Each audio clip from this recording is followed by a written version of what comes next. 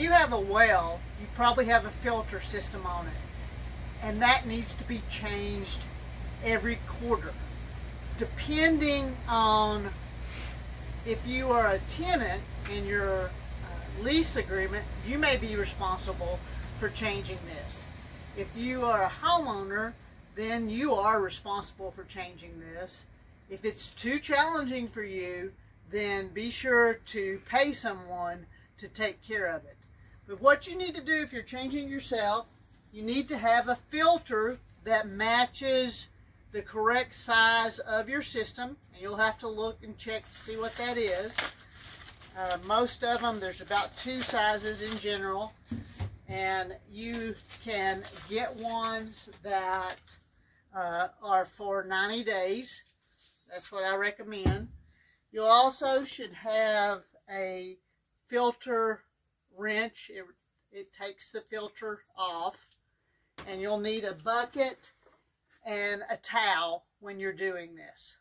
You'll need to turn your water line off on your filter. It may be this way to off.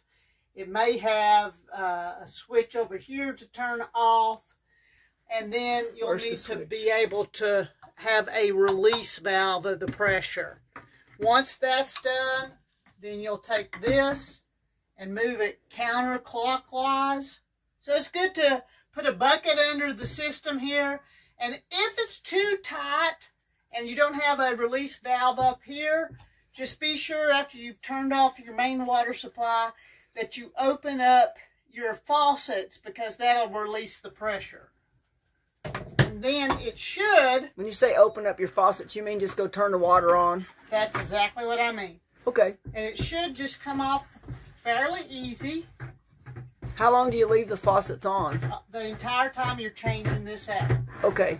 And this is why you have water, because there's some water there. You mean why you have a bucket? I mean, why you have a bucket and why you have a towel. Got it. And then... Yeah, I see what happened there. You remove this. Ooh, yeah, I see it's dirty. Empty the water. Yeah. Then this little band here, you're going to pull it out and clean it off.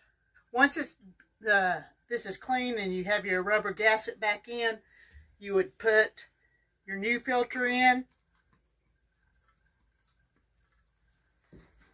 And then place it. And then this is really important. When you put this up here,